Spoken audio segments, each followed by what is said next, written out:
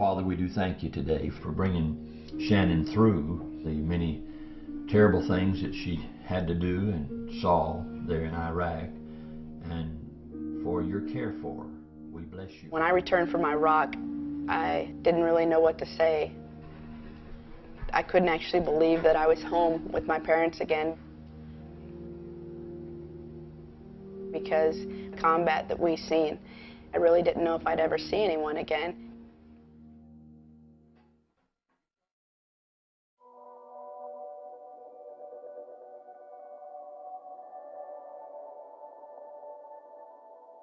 Women aren't allowed in combat still to this day, even though in Iraq right now there's females every day in a combat situation. But they couldn't search the females because it's against the Iraqi customs from strange males to touch women. So pretty soon, about once a week, we were going out on missions. You gonna go running? Huh? There's very gray lines because there's no front lines on what women are doing over in Iraq.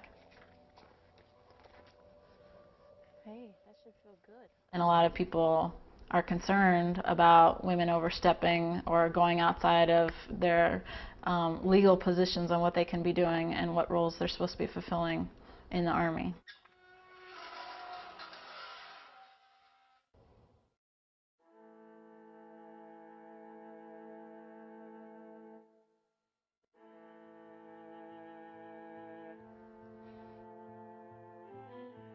I still can't believe that I was in a firefight, that me, a female signal officer, someone expected to support from a desk, was out there.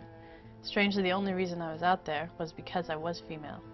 Even as a support officer, I was pulled in. I hope I don't have to do them very often, but I will never try to get out of it.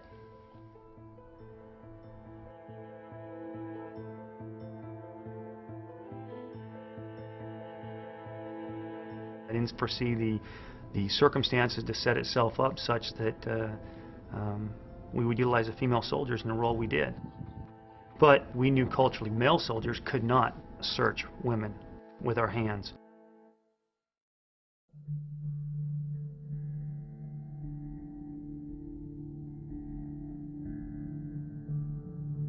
You do your mission based on the equipment you have, your organization, the soldiers you have.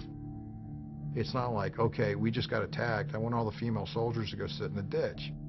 They're not special, they're soldiers. And they're expected by their leaders to perform as soldiers.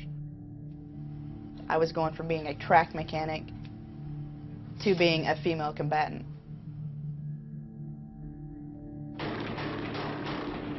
First time I got shot at was a serious reality check. That time I had rounds hitting about 6 inches above my head. All of a sudden I looked and everybody was gone. I was the only one in the street. There's insurgents all around me, firing at me. RPGs thrown at us and a couple grenades chucked at us. Bullets everywhere.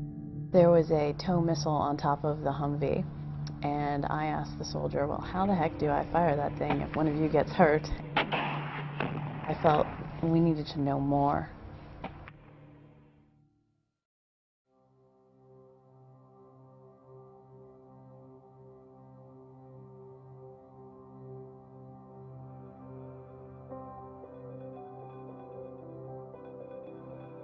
There is a big disconnect right now between what the policy says women can do and what women are doing.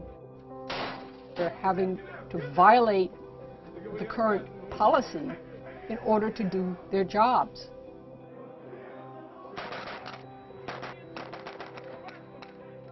You want the women who have to engage in these missions to have the full scope of training and preparedness that the men they're working with have.